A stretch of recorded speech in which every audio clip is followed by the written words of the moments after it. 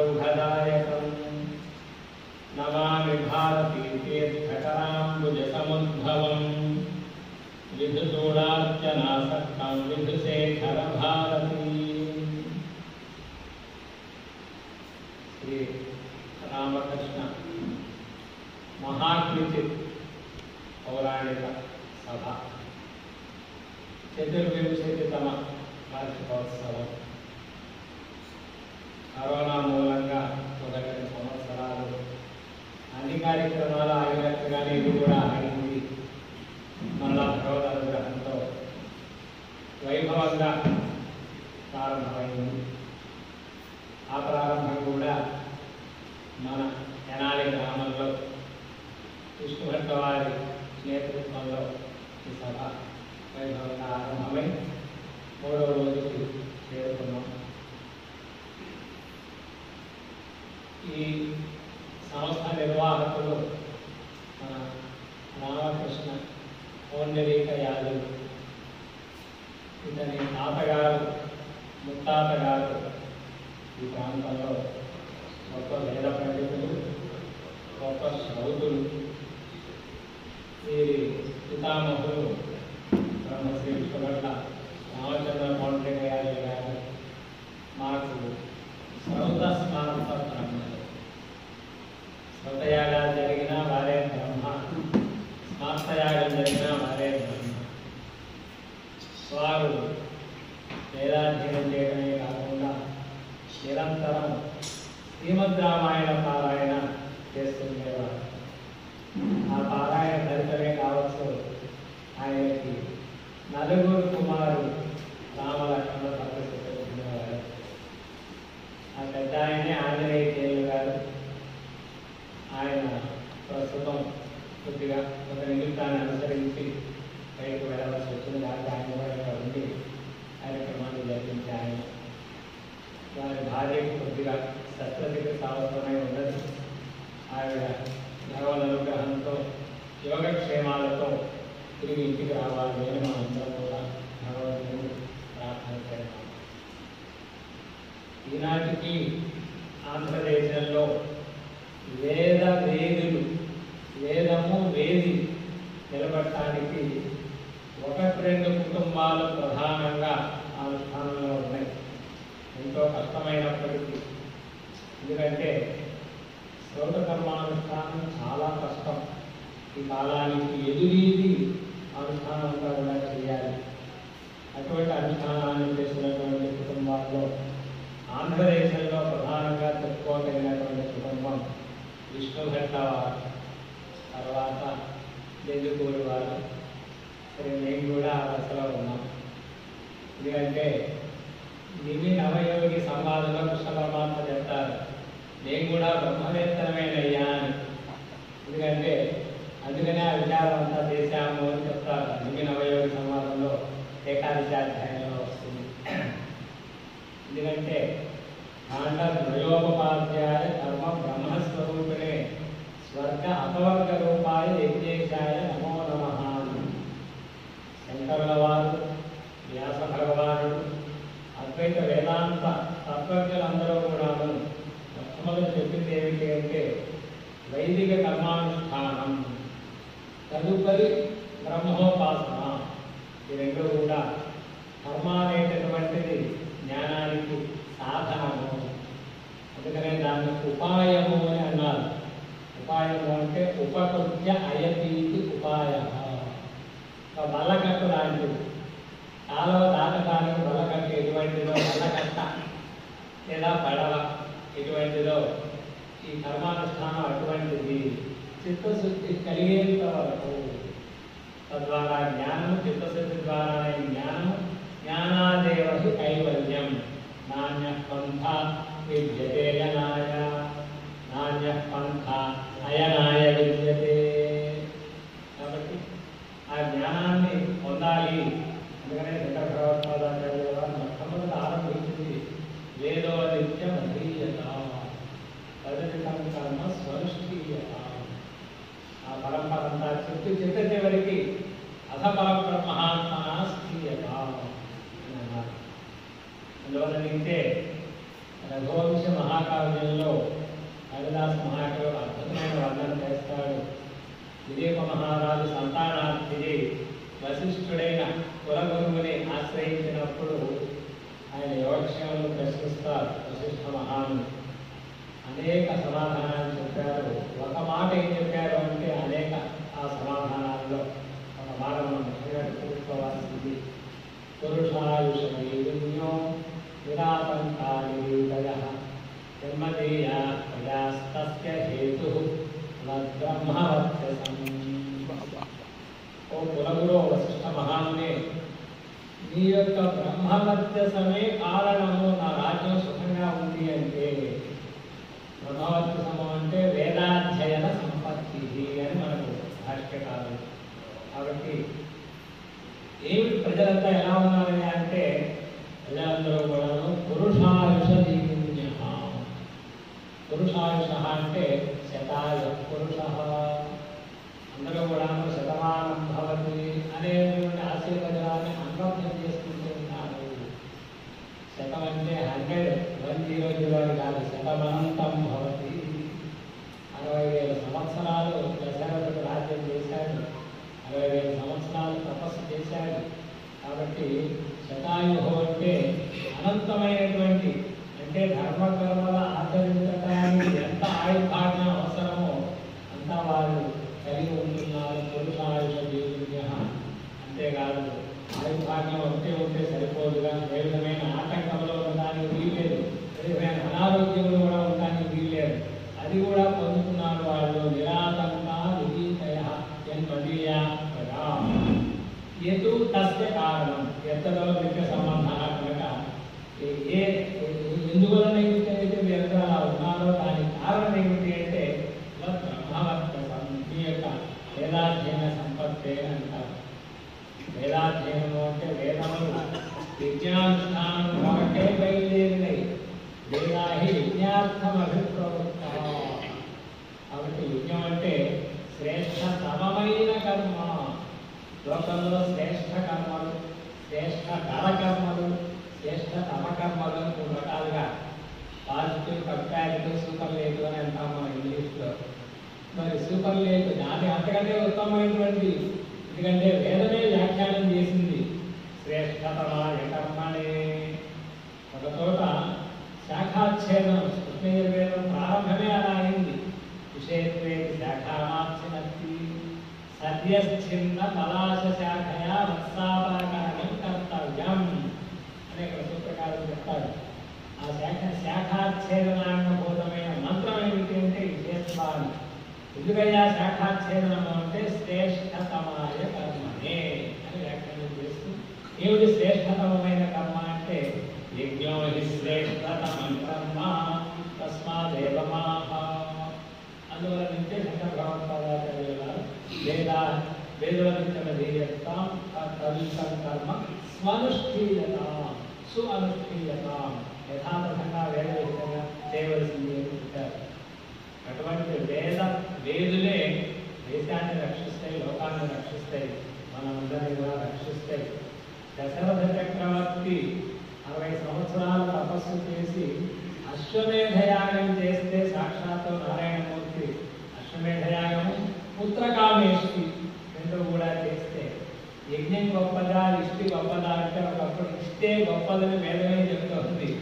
నా ఇష్టదక్షతే పరోక్షేణ దేవే విలోవై స్వర్గో లోక స్థిరో భవతు. అప్పుడు దేవతలకి స్వర్గలోకం స్థిరోభూతమైంది. స్వర్గలోకం లేకపోతే అంతర్హితమైన వాళ్ళు ఏం చేస్తారు? బ్రహ్మగారి దగ్గరికి వెళ్ళారు. దేవే విలోవై స్వర్గో లోక స్థిరో భవతు ప్రజాపతి మంగళన్న ప్రజాపతే స్వర్గో వైనో లోక స్థిరో భవతు తమను విచ్చేసి, ప్రజాపతి మా స్వర్గలోకం అంతర్హితమైందయ్యా, దాన్ని వెతికి పెట్టవలసింది అని అన్నారు. ఇలా ఆయన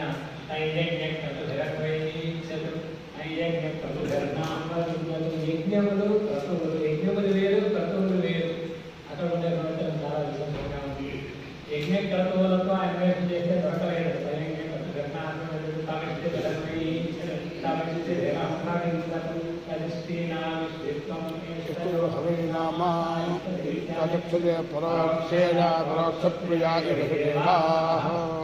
వేదార్థమే శాస్త్రార్థం, శాస్త్రార్థమే వ్యాస శంకర సంవాదం. కాబట్టి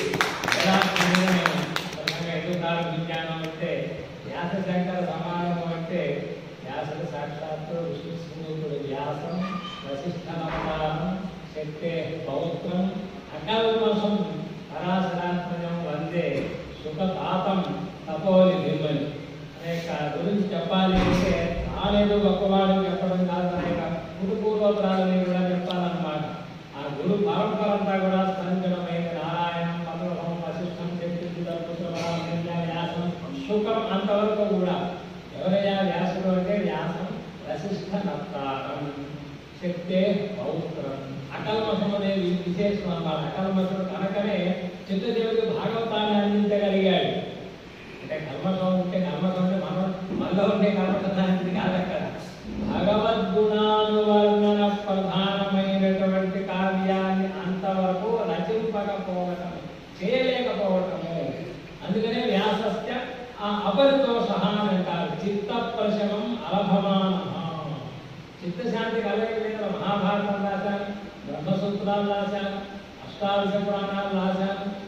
నేననే అనుకున్నాను నేను సంతోష్ కుమార్ గారు అష్టాదశ పురాణాల్లో భాగవతం ఉందా లేదా అంటే దేవి భాగవతం కృష్ణ భాగవతం ఏదైనా స్వీకరించవచ్చు.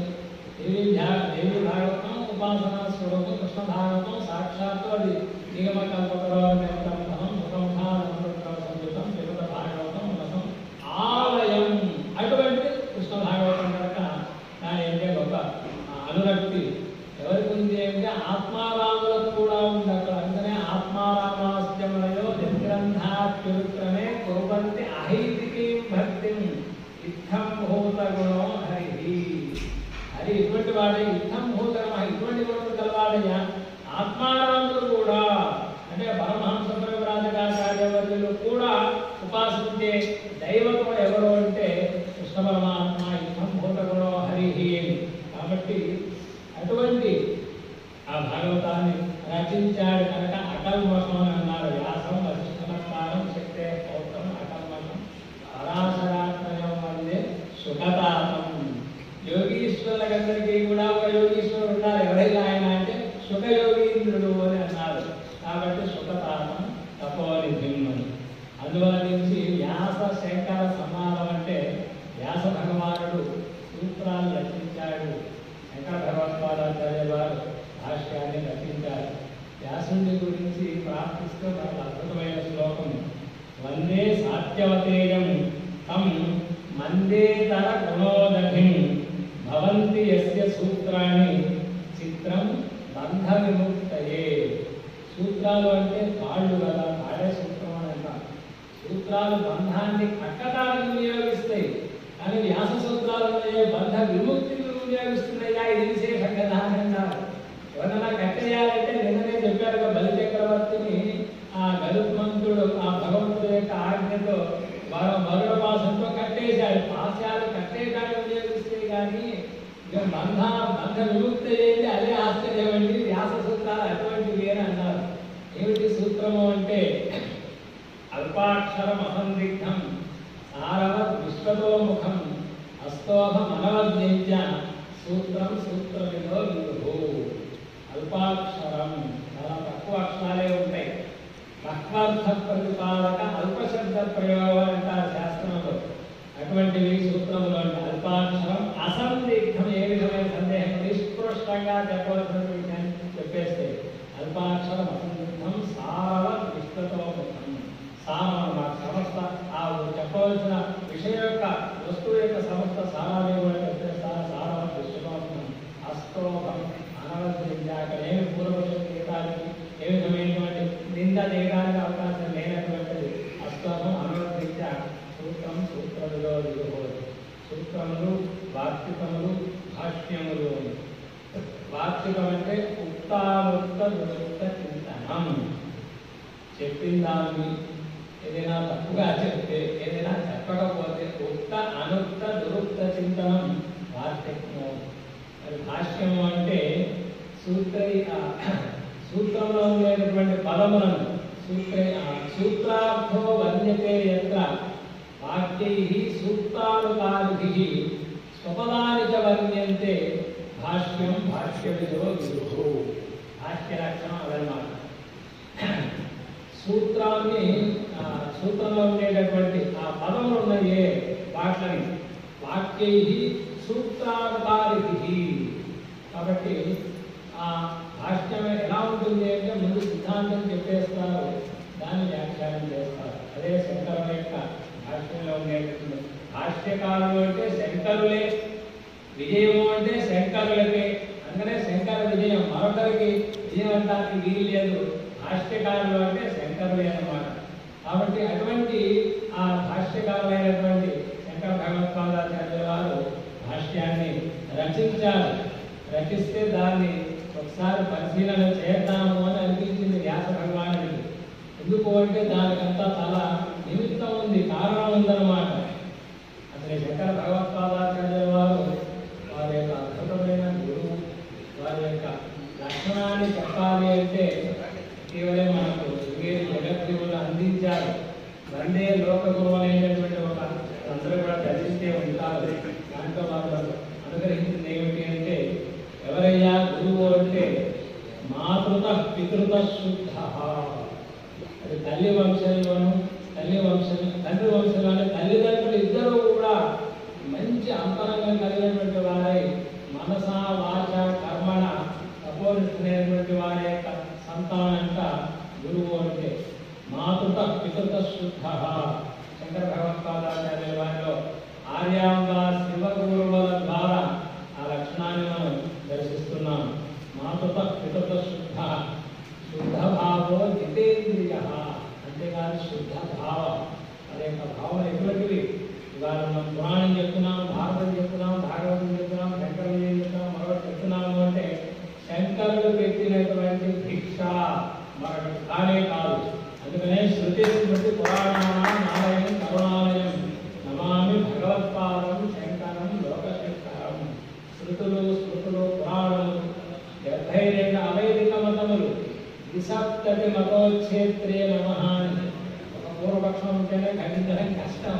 72 పూర్వపక్షాలు ఉంటే అందులో వైదిక మతాలే, ఆస్తిక దర్శనాలే తత్వాన్ని తెలియలేకపోతే, అంటే ఇక్కడ ఆస్తిక దర్శనాలకి స్వతంత్రమైన అస్తిత్వం లేదు అని కాదు, పరబ్రహ్మ సాక్షాత్కారానికి అది సహకరిస్తాయి అని మాత్రమే వాళ్ళు తెలుసుకోవాలి అని చెప్పినటువంటి సిద్ధాంతం అన్నమాట.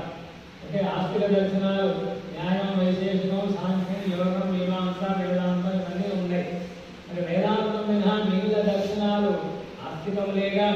అస్థి వేద ప్రామాణ్యాన్ని అంగీకరించినవే కదా అంటే వేద ప్రామాణ్యాన్ని అంగీకరించి అంతతో గొప్ప పరబ్రహ్మ సాక్షాత్కారానికి పూర్తి సహకారాన్ని ఇచ్చేవే కానీ సప్రమాణంగా పరబ్రహ్మ సాక్షాత్కారాన్ని గురించి నిరూపించేవిగా దానికి సహకరించేవి.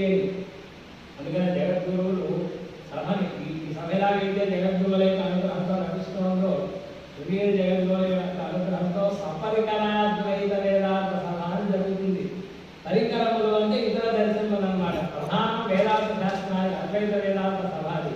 దానికి సాధనములు న్యాయ వ్యాకరణ మీమాంసా శాస్త్రములు అన్నమాట. దర్శనములు అని అంటాం వాటిని. దృశ్యతే అనేనాయకు దర్శనము అని. అన్ని దర్శనాల్లో ఉండేటటువంటి సంప్రదాయమే ఇది. సూత్రము, వార్తికము, భాష్యము అని. సూత్రం అంటే చెప్పుకున్నాం, వార్తికం అంటే చెప్పుకున్నాం, భాష్యం అంటే చెప్పుకున్నాం.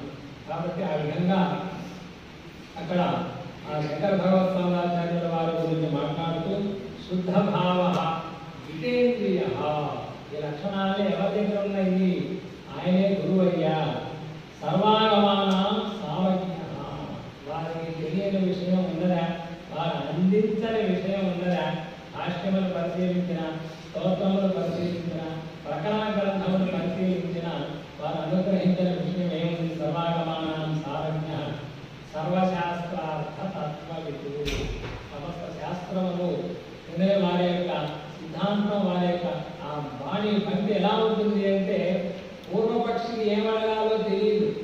ఎవరైనా అడగవలసింది ఇదిరా అబ్బాయిని పూర్వపక్షికి చెప్పి ఇలా ఉంటుంది పూర్వపక్షము అని దానికి సమాధానం చెప్పి వారందరినీ కూడా కన్విన్స్ అంటే వారందరినీ కూడా నిరూపించారు.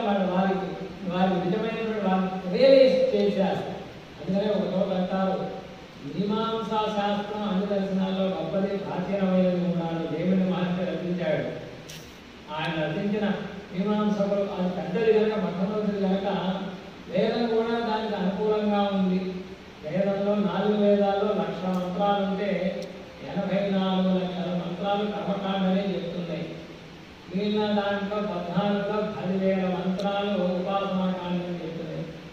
6,000 మంత్రాలే జ్ఞానకాండని చెప్తున్నాయి కనుక ఏదో మెజారిటీ అంటారు చూడండి, పౌరం ఉంది కదా అన్నట్టుగా వాళ్ళు ఏతేన ఉపనిషదో వ్యాఖ్యాత అనేసారు మీమాంసకులు.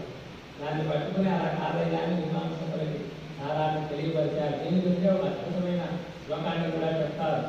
మీమాంసయ కపటతో భుజగాంబయేవ స్వాధీనత ఉపనిషద్ విలతేవ నీత ఏనోద్ధృత అమృత ఫలేన గరుత్మతేవ తస్మై నమో భగవతే అద్భుత శంకరాయ.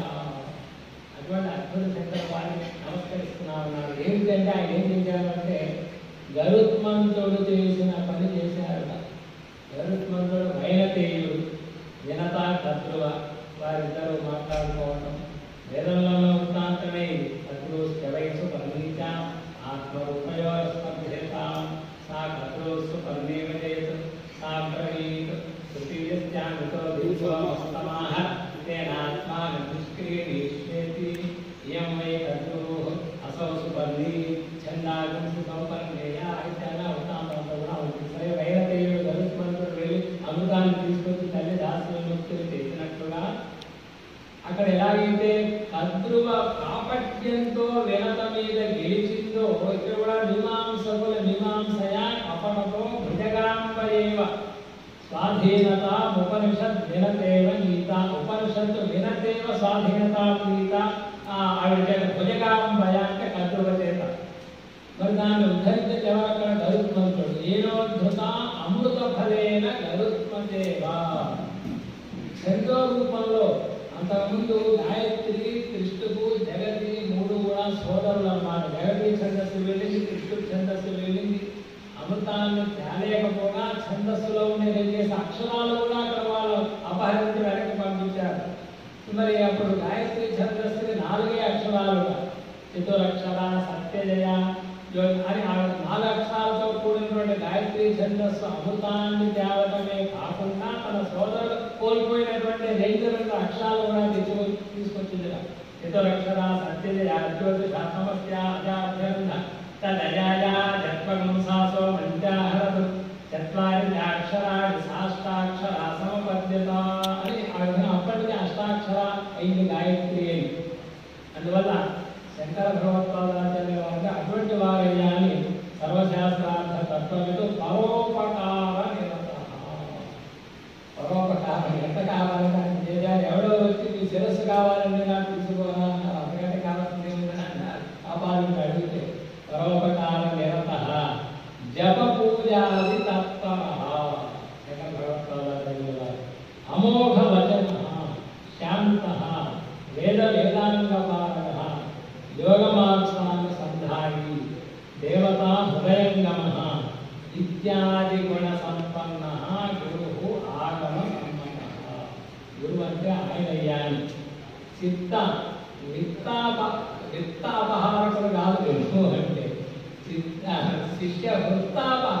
శిష్య విత్తాపహారకుడు కాదయ్యా, శిష్య వృత్తాపహారకుడు కావాలి అని.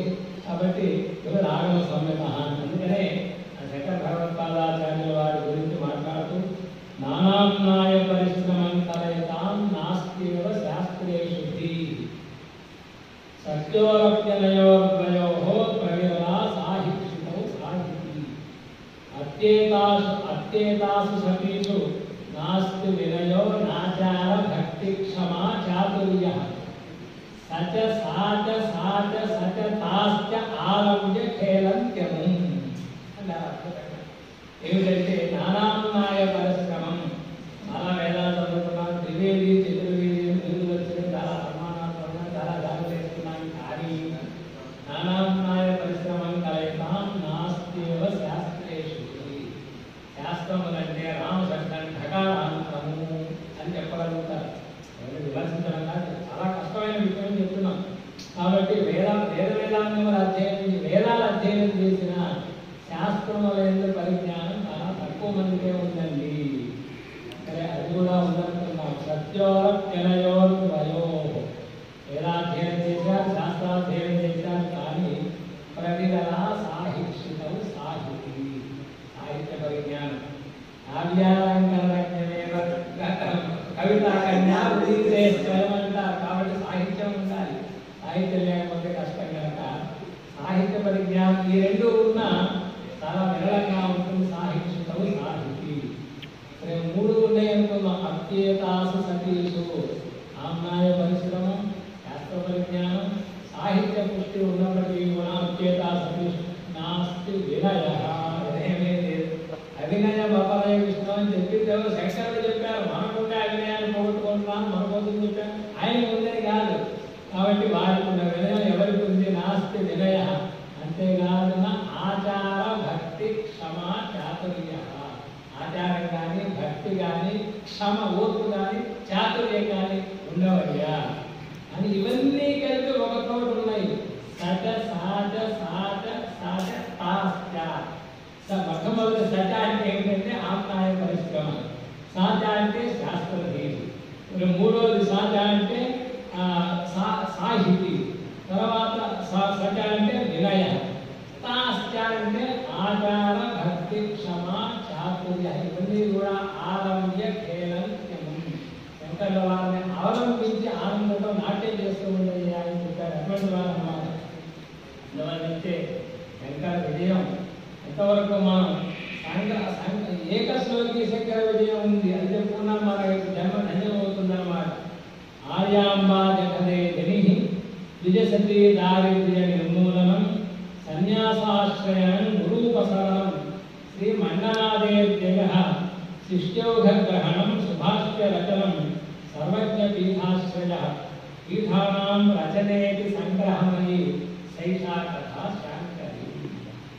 ఏకశ్లోకి శంకర విజయం మొట్టమొదట ఆర్యాంబా జగదే జని.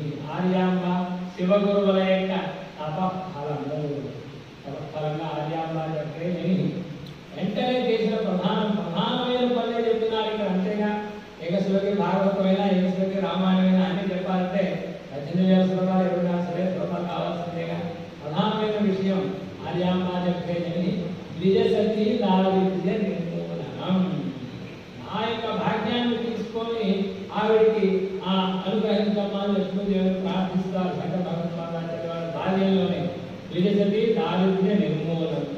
అదే తల్లిని అడిగి సన్యాసాశ్రయనం అదొక నాటకం కూడా కల్పించారు.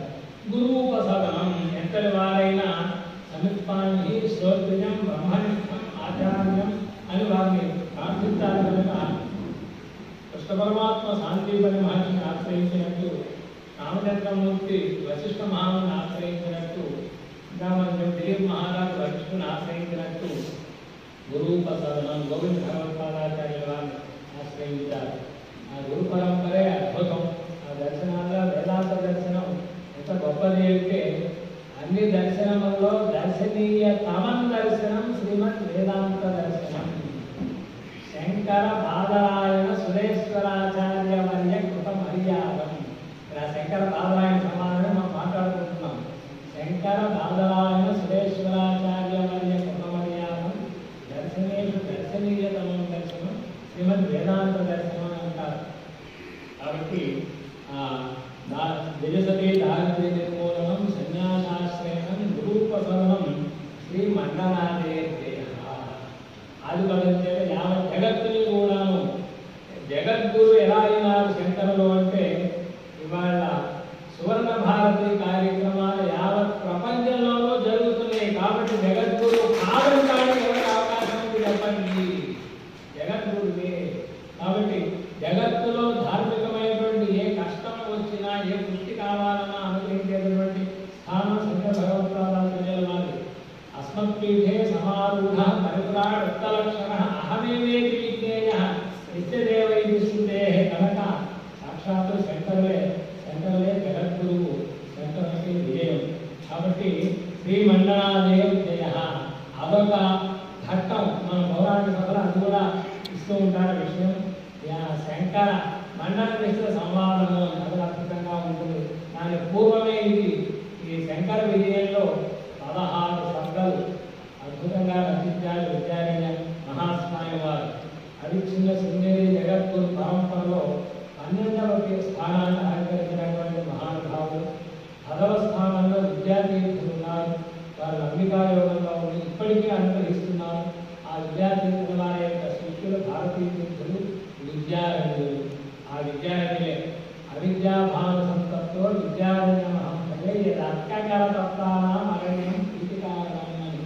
అక్కడ విద్యారణ్య మహాస్వామి వారు శంకరుడు మహాలక్ష్మిని ప్రార్థించి విడిసతి దారిద్ర్య నిర్మూలనాన్ని చేసినట్లు భువనేశ్వరి ఉపాసన చేసి హిందూ సామ్రాజ్యాన్ని పునః ప్రతిష్ఠించారు. అందుకనే కర్ణాటక సింహాసన ప్రతిష్టాపనాచార్య శ్రీమద్ రాజాధిరాజులు భూమండలాచార్య అని మనం ప్రార్థన చేస్తూ ఉన్నాం. కాబట్టి శ్రీ మండలాదేవ్య శిష్యౌఘగ్రహణం. జగత్తంతా వారి శిష్యులే. ప్రధానమైనటువంటి శిష్యులు సురేశ్వరాచార్యుల వారు, పద్మపాదాచార్యుల వారు, తోటకాచార్యుల వారు, హస్తామలకాచార్యుల వారు.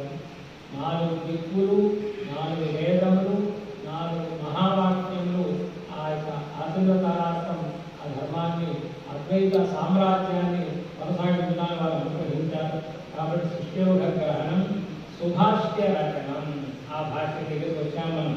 భాష్యం అంటే ఆ వాక్యాన్ని సూత్రాన్ని అనుసరించి పదములు వాక్యముల ద్వారా విషయాన్ని గంభీరంగా చెప్పడం అనేటటువంటి చిట్ట చివరికి సర్వజ్ఞ పీఠాశ్రయ పీఠానాం రచనే పితురామ్నాయ ప్రతిష్టాత్రే నమః అని 4 చిత్రాలు పీఠములను శేషాకథాశాంకరే. అటువంటి శంకర భగవత్పాదాచార్యుల వారు భాష్యములను రచించారు. కాశీ క్షేత్రంలో గంగా తీరంలో ఆ శిష్యులకి భాష్యాన్ని ఉపదేశిస్తూ ఉన్నారు. సజాతు శారీరక సూత్రభాష్యం అధ్యాపనం అగ్రసరి సమీపే శిష్యాది శంకా శ్రమయన్నువాస యావన్నభో మధ్యమితో వివస్వ. పాఠం చెప్తూ ఉన్నారు. మధ్యాహ్నం సూర్యుడు మధ్యాహ్నం కాలానికి వచ్చారు. ఆ సమయానికి శిష్యులందరూ కూడా కొద్దిగా శ్రమ అంటే వారు పాపం ఎక్కువైనా అనుకున్నారు. వారు కూడా విశ్రాంతిని కోరుతూ ఉన్నారు. అటువంటి సమయంలో ఒక వృద్ధ బ్రాహ్మణుడు ఆవర్తిజ కశ్చన వృద్ధరూప కస్మం కిమధ్యాపయసి అపృచ్చతు. ఎవరయ్యాను, ఏమిటి అధ్యాపన చేస్తున్నావు అని ఆయన వచ్చారు. శిష్యాస్తమోదు భగవాన్ అసౌనో గురు సమస్తోపనిషత్ స్వతంత్ర సమస్త ఉపనిషత్ స్వతంత్ర నహా గురు అనేక దూరీకృత భేదవాదం అకారి శారీరక సూత్ర భాష్యం. శారీరక సూత్రములు భాష్యాన్ని రచించినటువంటి మహాపురుషుడండి మా గురువు గారు అని అన్నారు. శరీరే భవః శారీరం శారీర ఏవ శారీరక శారీరకస్య భాష్యం శారీరక భాష్యం. ఆత్మజ్ఞానాన్ని తెలియబట్టేటటువంటిది. శరీరంలో ఉన్నవాడు ఎవరు అంటే పరమాత్మ. శరీరం అనేటటువంటిది ఆత్మన భోగాయతనం శరీరం. భోగనామ సుఖదుఃఖ సాక్షాత్కార. ఆత్మస్వరూపాన్ని ఎక్కడ దర్శిస్తాము అంటే శరీరం అని దర్శిస్తాము. కాబట్టి శరీరంలో ఉన్నటువంటి ఆత్మజ్ఞానాన్ని గురించి తెలియబట్టేటటువంటిది కనుక శారీరక మీమాంసా శాస్త్ర మీమాంసాన పూజిత విచార. కాబట్టి శిష్యాస్తమూర్తు భగవాన్ అని చెప్పుకొచ్చారు. సజాగవే భాష్యకృతం భవంతం ఏతేవనం జగ్భుతం ఏతదాస్తాం అధేకం ఉచ్చారయ పారమార్థం యథేర్థదస్తం ఇది వేత్త సూత్రం. సరే నువ్వు నా సూత్రములను అంటే వ్యాసుడు సూత్రములకు భాష్యాన్ని రచించామని చెప్తున్నాను. ఒక సూత్రాన్ని గురించి నేను అడుగుతాను, నాకు చెప్పవలసింది అని అన్నారు. ఎంతమన్నా ఏ విధమైన అహంకారము లేకుండా సమబ్రవీ భాష్యము లభ్యవాచం సూత్రార్థ విద్యోస్తు నమో గురుభ్య సూత్రజ్ఞతా కృతరస్తినో మే తథాపి యత్పృచ్ఛసి తద్బ్రవీమి. నేను సూత్రములు అంత మహానుభావుడైంది కూడా నేను సూత్ర భాష రచించానే అహంకారం ఏమీ లేదండి. ఏదో తెలిసినంత వరకు నేను ప్రయత్నం చేస్తున్నాను. కాబట్టి మీరు ఏదైనా అడగవలసిందే చెప్తాను అని అన్నారు. అడిగాడు. పప్రచ్ఛ సౌధ్యాయమథాధికృత్య ద్వితీయం ఆరంభగతం యతీశం అనంతరేత్యాదికమస్తి సూత్రం రూప్యేతదర్థం ఇది వేత్త కించిత్. తృతీయాధ్యాయంలో ప్రథమ అధికరణం ప్రథమ పాదం అన్నమాట. మొట్టమొదటి ఆ దాంట్లో 7 సూత్రములు సూత్రములు ఉన్నాయి. అనంతర ప్రతిపక్షం బ్రహ్మతి సంపరిష్కృత ప్రశ్న నిరూపణాభ్యాం యాత్మకత్వాత్తు భూయస్వాత్ ప్రాణగతేస్య అజ్ఞాదిగతి శ్రుతేది చేన్న ధాత్తత్వాత్ ప్రథమే అశ్రవణాదితి చేన్న ఆయవస్తుపపత్తేః అశ్రుతత్వాదితి చేన్న ఇష్టాధికారిణాం ప్రతీతేః ధాత్తం వా అనాత్మవిత్వాత్ తథా హి దర్శయతి. ఈ అధికరణంలో తదంతర ప్రతిపత్తి అధికరణము అని. అధికరణము అంటే 5 విషయాలు ఉంటాయి. దాంట్లో విషయో విషయశ్చైవ పూర్వపక్షస్తథోత్తరం సంగతిస్థేతి పంచాంగం శాస్త్రే అధికరణం మతము.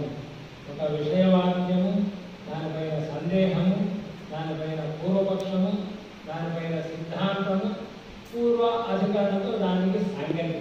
నా సంగతం పైన దాని కదా అపస్వరూపంగా ఉండకూడదు కనుక సంగతి ఆ విధంగా అవన్నీ కూడా ఉంది. ఆ దాంట్లో విషయం ఏమిటి అంటే జీవుడు వెళ్ళేటప్పుడు భూత సూక్ష్మములతో పంచభూత సూక్ష్మములతో కలిసి వెళ్తాడా, విడిగా వెళ్తాడా అని ప్రశ్న. పంచభూత సూక్ష్మంతో కలిసి వెళ్ళాడు అని అక్కడ చెప్పారు. ఆ విధంగా అంతా కూడా విన్నారు. ఆ దాని గురించి ఈయన చెప్పారన్నమాట. అయ్యా తదంతరేత్యాదిక వస్తు సూత్రం బ్రూహ్యేదర్థం ఎదురేర్థ కించిదు. దానికి సమాధానం చెప్పారు. చెప్పేప్పటికీ వ్యాసుల వారు ఆ శంకరుడు చెప్పినటువంటి సిద్ధాంతం మీద 100 వాదములు చేశారు. శతధా అని అంటారు. అఖండయ పండిత కుల్యాణ మధ్య మహావిష్ణుయ మాదధాన ఉత్యుక్తమర్థం నిశమయ్యతేన సవావదూక శతధా వికల్ప్య. ఇదే శతకోటి అని అంటారు శాస్త్రాలు. శతకోటి అప్పుడే ప్రారంభమైంది. వ్యాసుల వారు 100 సమాధానాలతో దాన్ని ఖండించారు. ఈయన తక్కువ శంకర సాక్షాత్ ఈయనేం చేశారంటే వ్యాసుడు చెప్పిన దానికి 1000 రకాల సమాధానాన్ని చెప్పారు. అనూద్య సర్వం ఫలితం తదీయం సహస్రధ తీర్థకరశ్చఖండ తయోః సురాచార్య ఫణీంద్రవాచోః దినాష్టకం వాక్కలహో జయుండే. ఒక రోజులో అవలేదు. వ్యాస శంకర సంవాదం 8 రోజులు జరిగింది. తయోః దినాష్టకం వాక్కలహో జయుండే. 8 రోజుల పాటు అవి తదంతర ప్రతిపత్తి అధికరణం అనే ఆ అధికరణం మీదనే 100 పర్యాయాలు ఆయన మాట్లాడటం, 1000 సెకండ్లు ఆయన మాట్లాడటము అని. ఈ విధంగా వాదన జరుగుతూ ఉంటే ఆ పద్మపాదుడు గ్రహించాడు. ఏవం వదంతో ఇతరాట్ విజేంద్రవు విరోధ్య పార్శ్వస్థిత పద్మపాద ఆచార్యమాహేజ మహీశ్వరోయం వ్యాసో హి వేదాంత రహస్యవేత్త. వచ్చిన వాడు సామాన్యుడు కాదు, వేదాంత రహస్యవేత్త అయినటువంటి వ్యాసుడే ఈ మహీశ్వరుడు అని తెలుసుకున్నటువంటి వాడే. అని ఏమన్నారు అంటే పద్మపాదాచార్యుల వారు శంకర ఏవ సాక్షాత్ వ్యాసస్తు నారాయణ ఏవ నూనం తయోర్వివాదే సతతం ప్రసక్తే కింకరోహం కరవాణి సత్య. కింకరులు మేమేం చేస్తామండి, సాక్షాత్తు నారాయణుడు సాక్షాత్తు శంకరుడు మాట్లాడుకుంటూ ఉంటే అని అన్నారు. కాబట్టి ఇతీరమాకర్ణ్య వచో విచిత్రం సభాష్యకం సూత్రకృతం దిలుక్షు కృతాంజలిస్తం ప్రేత ప్రణమ్య బభాన వాణి నవపద్య రూపం. అప్పుడు వచ్చిన వాడు సూత్రకర్త అయినటువంటి వ్యాస భగవానుడు కనుక శంకర భగవత్పాదాచార్య వారు వారికి సాష్టాంగ నమస్కారం చేసి 9 శ్లోకాలతో వారిని చక్కగా ప్రార్థించారు. వైపాయన స్వాగతమస్తు తుభ్యం దృష్ట్వా భవంతం చరితామయార్థాః యుక్తం యదేతత్వై సర్వకాలం పరోపకారం వర్త దీక్షితత్వం. పరోపకారం వర్త దీక్ష మనకు మీకు ఆ దీక్షనే మేము కూడా కొనసాగిస్తున్నాము అని ఎంతో విధంగా ఆయన్ని ప్రార్థన చేశారు. ఇది స్తుతస్తేన యథావిధానం ఆసేవాన్ నిష్ఠరం ఆత్మనిష్ట వైపాయన ప్రశ్రయ నమ్రపూర్వకాయం యతీశానం ఇదం బభాషే. సాక్షాత్తు శంకరులే సాష్టాంగ నమస్కారం చేశారు. వ్యాస భగవానుడు సంతోషించి ఆసనాలు స్వీకరించినటువంటి వారే స్మదాదే పదవీ గతో భూ అఖండ పాండిత్యం అబోధయంతే సుకర్షణ ప్రీతికరోసి విద్వన్ పురేవ శిష్యై సహ మా భ్రమీస్వం. నాకు సుఖయోగీంద్రుడంటే ఎంత ఆనందమో శంకరులైన నిన్ను చూస్తే అంత ఆనందం కలిగింది అని వ్యాస భగవానుడు పరమానందంగా చెప్పారు. నాకు సుకర కరోసి విద్వన్. అంతేకాదు నేను ఇంద్రలోకంలో సిద్ధులందరూ కూడా మాట్లాడుకుంటుంటే విన్నాను, భాష్యాన్ని రచించారు అని, దాన్ని ప్రత్యక్షంగా చూడటానికి నేను వచ్చాను అని. ఎలాగైతే ధ్రువోపాఖ్యానంలో ధ్రువుడు తపస్సు చేస్తూ ఉంటే నృత్య దిదృక్షయాగత అని అంటారు.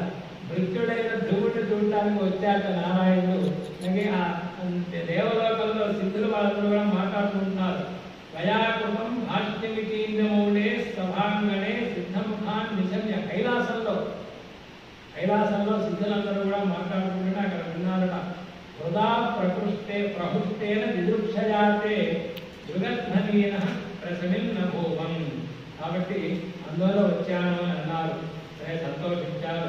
కాబట్టి చివరికి ఏమిటన్నారు? సరే, ఆయన ఏమన్నారు అంటే, బాగుంది, మీ దర్శనం కూడా అయింది, ఆ భాష్యం సార్థకమైంది కనుక ఈ గంగా తీరంలో మణికర్ణికా ఘట్టంలో నేను మళ్ళా కైలాసానికి వెళ్ళడానికి ప్రయత్నం చేస్తాను అని అన్నారు. ముహూర్తమాత్రం మణికర్ణికాయ విధేహి సద్వత్సవ సన్నిధానం చిరాద్యతేహం పరమాయుషోంతే త్యజామి యావత్ వపురత్యం. శరీరాన్ని నేను వదిలిపెట్టి నేను మళ్ళా కైలాసానికి వెళ్తాను, మణికర్ణికా ఘట్టంలో ఉన్నారు. అక్కడ ఎంత వయస్సు అంటే 16 సంవత్సరాలు శంకర భగవత్పాదాచార్యులు. అందుకనే అష్టవర్షే చతుర్వేది ద్వాదశే సర్వశాస్త్రవిధు షోడశే కృతవాన్ భాష్యం ద్వాత్రింశే మునిరభ్యగాతమంట. అష్టవర్షే చతుర్వేది ద్వాదశే సర్వశాస్త్రవిధు షోడశే కృతవాన్ భాష్యం ద్వాత్రింశే మునిరభ్యగా అని ఆయన అక్కడ 16వ సంవత్సరం భాష్యాలు పూర్తయింది కనుక అక్కడ ఆయన వ్యాసవాల రానా కాదయ్య వికీలమాకర్ణ్య వధువ విచింత్య సశంకరం ప్రాహ పురుష్వం మైవం. అలా దేవకయ్య అనిర్జితాస్తంతి వసుంధరాయాం త్వయా బుధాః కేచిద్ ఉదార విద్యాః. కొంతమంది నీవు జయించవలసిన వారు కొంతమంది ఉన్నారు. భాష్యం ప్రవచనం చేయవలసిన ఆవశ్యక ఉన్నది కనుక అష్టౌయానికి విధినా తవ వత్సదత్తాని అన్యాని చాష్ట భవతా సుధియార్జితాని భూయోపి షోడశ భవంతు భవాజ్ఞయాతే భూయాచ్చ భాష్యమిదం ఆ రవిచంద్రతారం.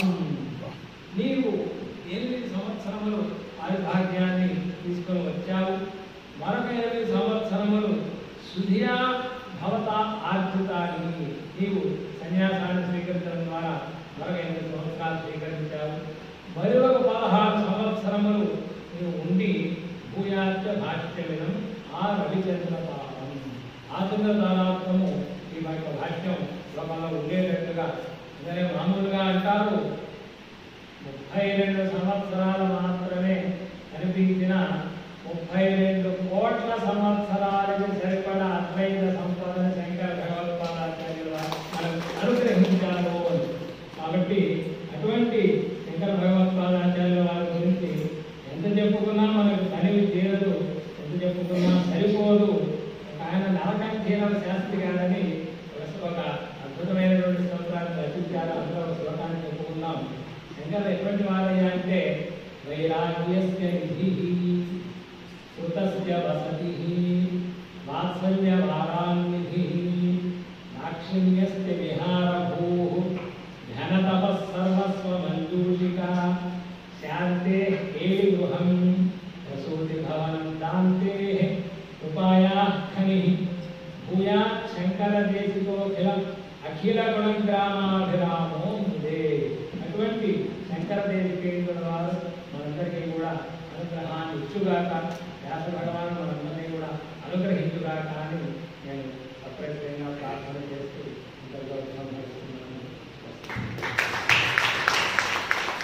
బ్రహ్మశ్రీ డాక్టర్ గొప్ప సుబ్రహ్మణ్య అవధాని గారు చాలా సుదీర్ఘమైనటువంటి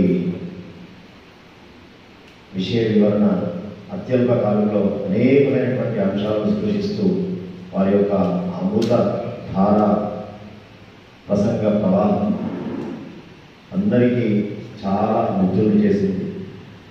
వ్యాసుడు, శంకరుడు, నారాయణుడు, శివుడు వారి సంవాదం, అందులో వేద విచారంతో కూడినటువంటి సంవాదం మనందరికీ సులభమైనటువంటి రీతిలో అర్థమయ్యేటట్టుగా అత్యల్ప కాలంలో చాలా గొప్ప విశ్లేషణ చేసినటువంటి వారికి సభాపూర్వక ధన్యవాదాలు తెలియజేస్తూ తదుపరి కార్యక్రమం నిర్వహించవలసిందిగా డాక్టర్ ఎన్జి నందపట్ గారిని ఆహ్వానిస్తూ